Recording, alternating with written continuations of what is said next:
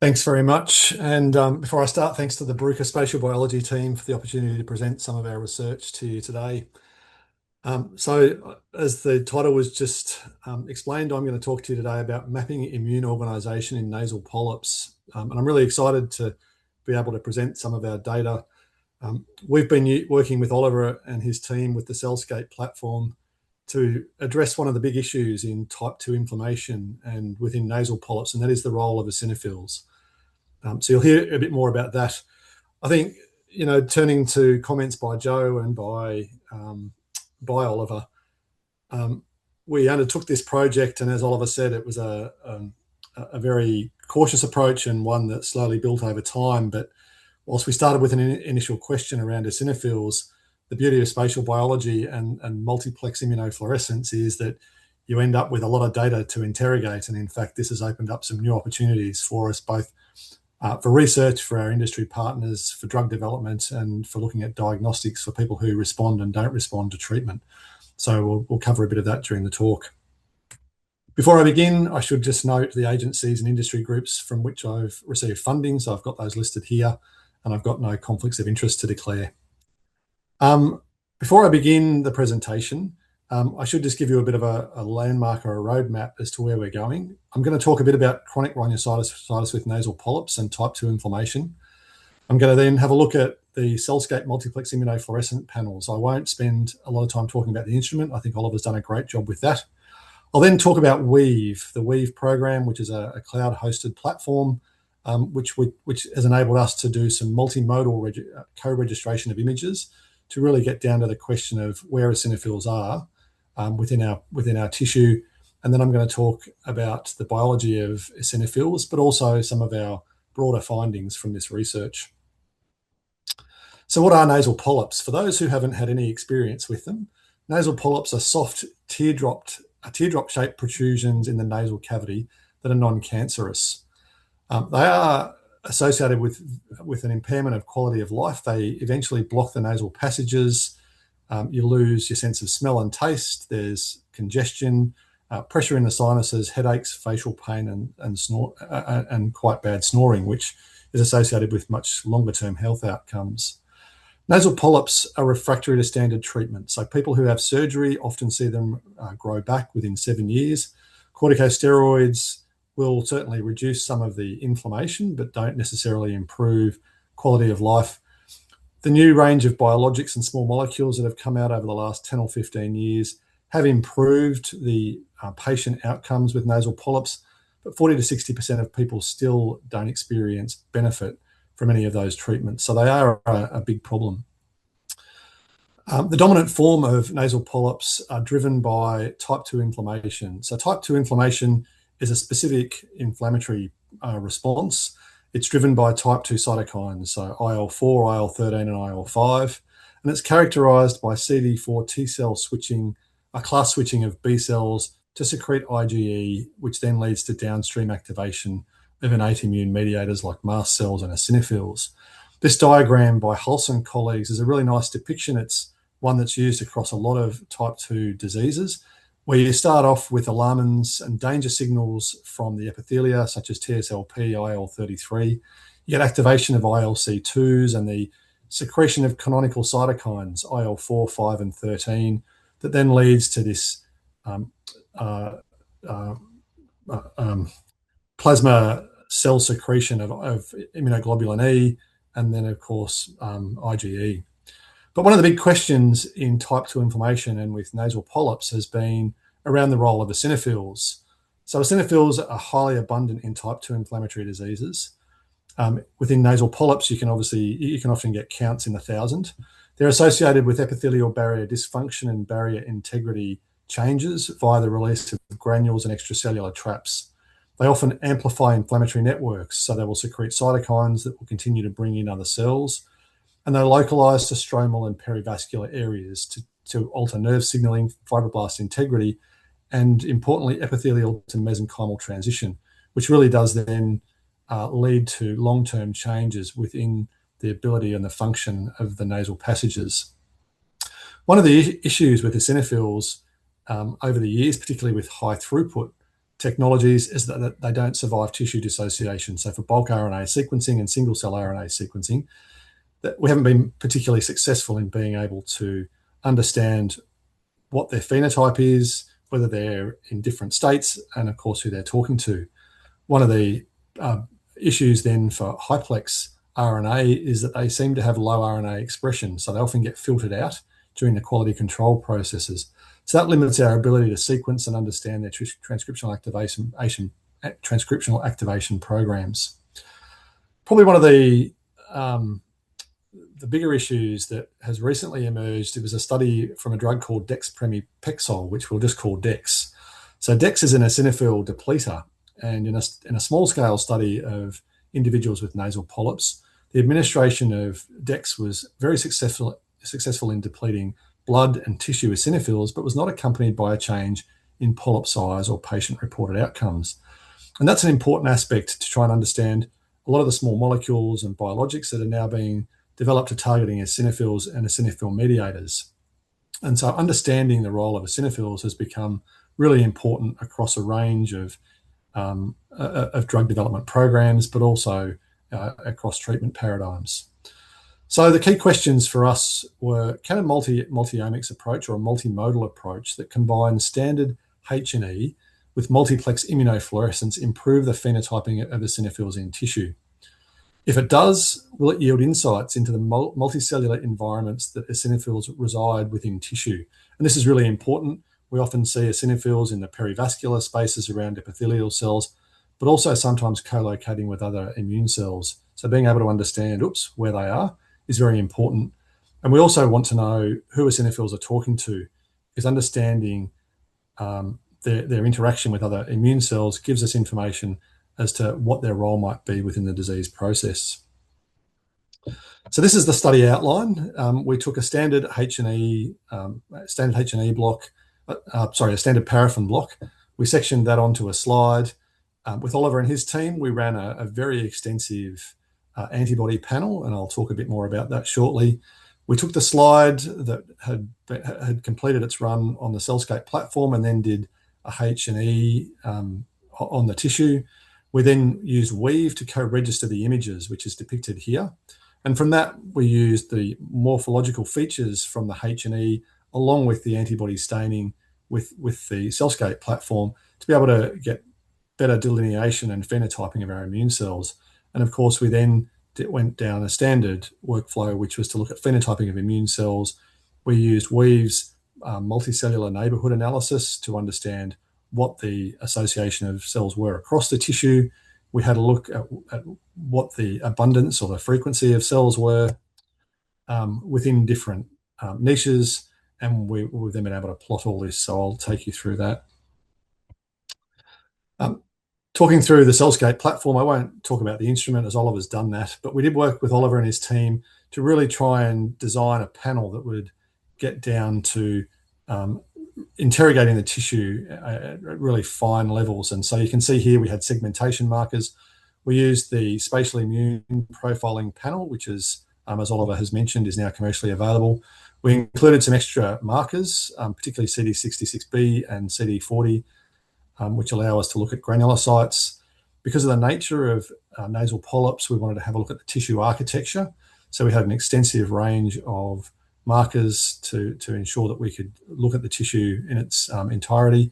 And then we worked with Oliver and his team around a myeloid panel, largely because type 2 inflammatory processes are often driven by a variety of cells, and that became really apparent as we get into the cell phenotyping.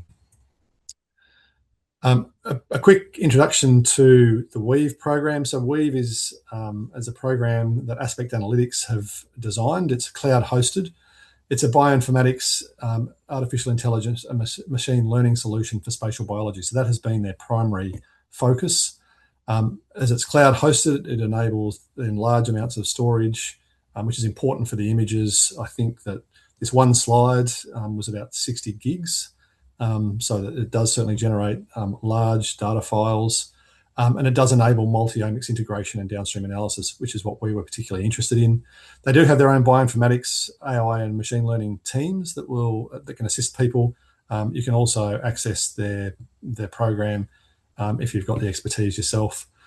We found that working with the Aspect team has been really useful to understand neighborhood analysis, cell-cell interactions, and to start looking at spatial signatures. So that's, I guess, their bread and butter, looking at tissue and being able to do that sort of work. And I have put the Aspect team's contact details for Gabby and Alice, should people be interested in talking with them. But we use Weave more specifically to do our cell segmentation. It's got some automated features there that use both the morphological features in the H&E plus the cell segmentation and other membrane markers to be able to look at where the cell segmentation should be within the tissue. We then did some cell typing and clustering, and we then integrated some of our other pipelines to be able to use digital pathology to understand just the breadth of cells within the tissue. We've been successfully sharing a lot of these images between team members. We've got all of us team in the US. The Aspect team are in Europe, and the team here are in Australia. So that's allowed us to interactively visualize, explore, and then to undertake an iterative process as we've gone through to analyze this tissue. So let's have a look and start examining some of the results. As I said, we've taken the CellScape image, which you can see here. This is not a super high resolution image, but you can see that it's very, very detailed in terms of its architecture. We've got some vessels that you can see throughout the tissue. You can see the epithelia, and then you've got some ectopic lymphoid structures throughout. And we saw the same thing with our H&E. So this is the H&E image of the same slide. And Weave was able to then co-register those two images to allow us to include the morphological features of eosinophils. And eosinophils stain a much darker color than neutrophils and mast cells. So they're very, very easily defined through H&E staining. One of the questions that became quickly apparent to us as we started looking through the data was just the breadth of cells within the tissue. And hopefully this is large enough for people to be able to see. If you trawl through the literature on nasal polyps, you'll find lots of studies that have dissociated the tissue, done flow cytometry, and identified, half a dozen to a dozen different cells. We've been able to do that all in one run. And so you can see here we've got CD4 T cells and their subsets. We've got memory effector, naive, proliferating, Treg, CD4 T cells. We've got the same with CD8s. We've got the cytotoxic memory and naive. Importantly, we've got M1 and M2 macrophages, and you'll soon understand why that is a really important distinction within nasal polyps. So the ability to store our slides and to work with Oliver and his team to then go back and iteratively work through potential antibody stains really is highlighted here in this image, where we can get that level of phenotyping across the tissue. As we zoom in a little bit further, this is one of the stains that we had a look at and one of the images we produced. CD163 is an M2 macrophage marker, and you can see here the M2 macrophages migrating through the cells. CD66B here in yellow, stained really, really nicely. So that's a granulocyte marker. We were able to visualize those as well as the cells they were talking to. We were able to have a look at FOXP3 in different areas of the tissue. And you can see across here, we've got some epithelia. So this is from a venule within the tissue. You can see then the cells that are in there. We also got some really great staining, which I haven't shown here, of the mucus barrier.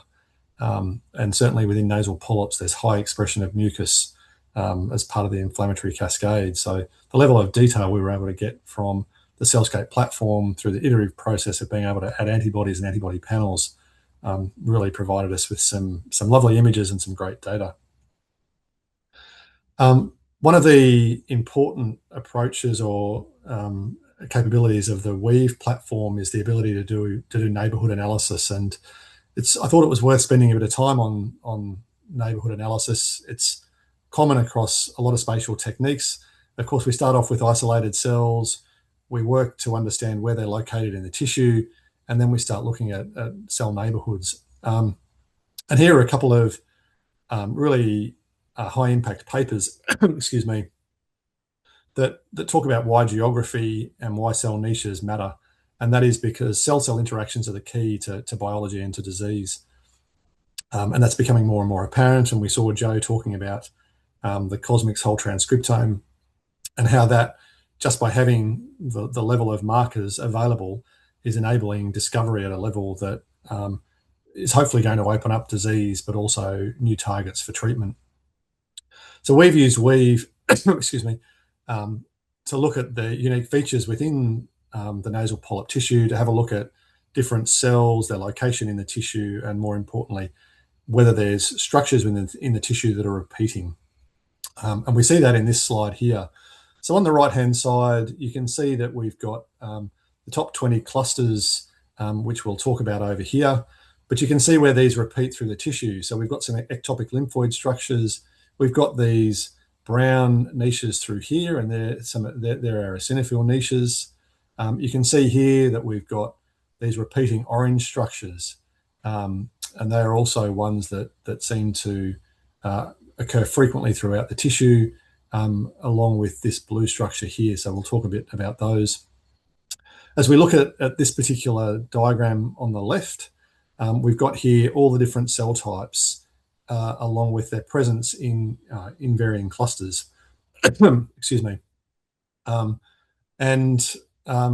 What's really apparent here is that we've got an M2 macrophage presence across all of our clusters. So this was by far the most dominant cell type across the whole tissue. M2 macrophages have been described within nasal polyps, but not to this extent. For us, what was really interesting was we also were able to then look at our eosinophils, and you can see here that there are 3 clusters of eosinophils, and importantly, we can then start having a look at who they cluster with. And where we've got figures within these particular boxes is where the presence of the cell type is above 10%. And so it does create a little bit of a gap where you think, oh, well, they're not co-locating with other cell types, but in actual fact, you can see a really strong co-location of eosinophils with CD4 T cells. And you can also see that they're in vascular areas.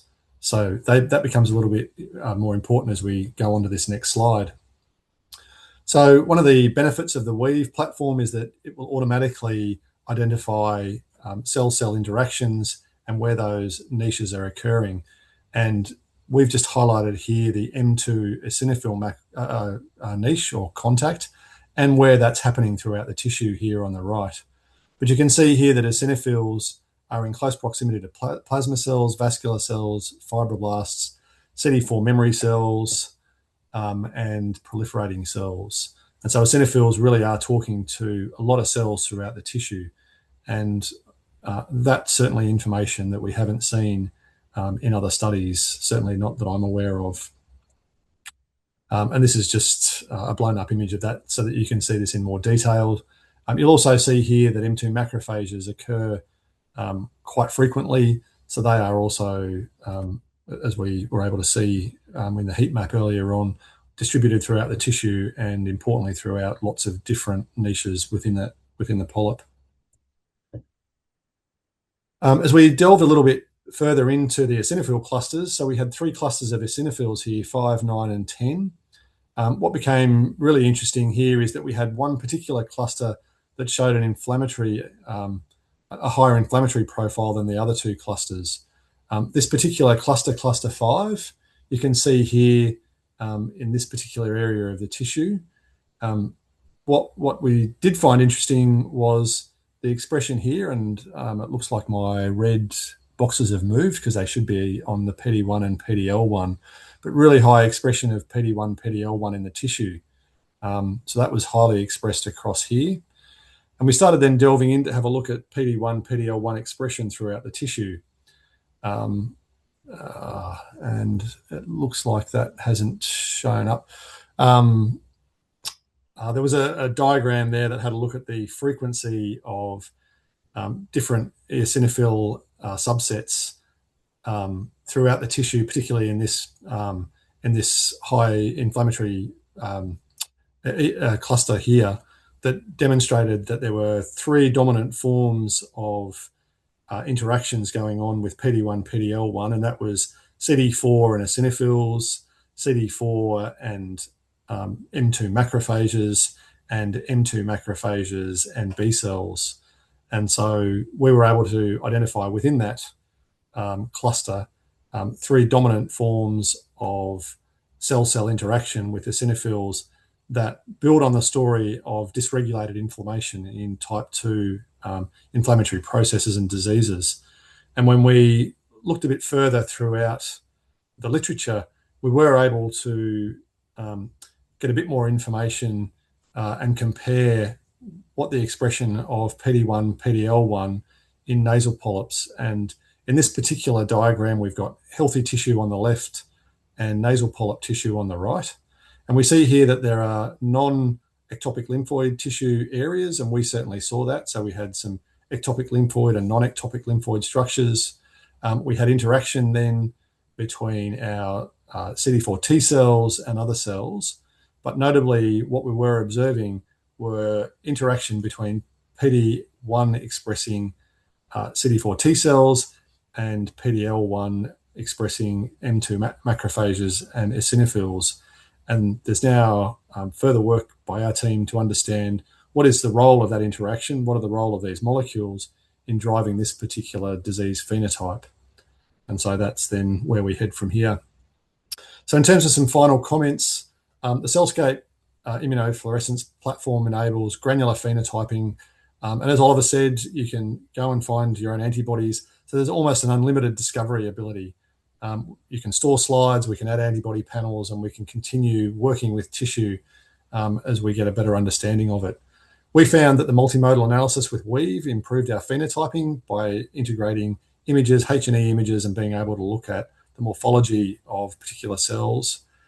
Weave's advanced analytical frameworks enable end-to-end analysis, and we use that for our segmentation, phenotyping, looking at multicellular environments, cell neighborhoods, and then ligand receptor analysis. So we started with a very small question, and we then built from that just because of the nature of the data and the breadth of the data that we generated. So the key outcomes for us were that we were able to show within one slide a broad heterogeneity of immune cells. We were able to look at spatial niches and cells associated with PDL1 eosinophils. And importantly, we were able to have a look at the infiltration of M2 macrophages across cellular neighborhoods. And that's information that, to be able to show on one slide, certainly advances the field because we're now able to look at a broader suite of samples, and we're certainly moving ahead to do that, both treated and untreated, to get a better understanding of what is driving disease processes within type 2 inflammatory disease. As I close the presentation, I just wanted to note the Baruka spatial biology team, particularly Oliver and Matt and Daniel, who I've worked with closely now over 18 to 24 months. To the team in Australia, to Marshall and his group that we speak to on a regular basis in Singapore. I should shout out to the AIM Discovery team, who I speak to on a daily basis. To the Aspect Analytics team, they've been really great, and I would encourage people who want to look at image analysis to have a look at what Aspect offers, particularly in and around some of their spatial analysis. I should also note then Professor Pete Smith, Professor Richard Harvey, Professor Peter Earls, and Professor Peter Howitz, there's a lot of Peters there, for their expertise across pathology, ear, nose, and throat, which is where we access the samples, type 2 inflammation with Professor Howarth, and then allergy and autoimmune disease with Professor Smith. Thanks very much.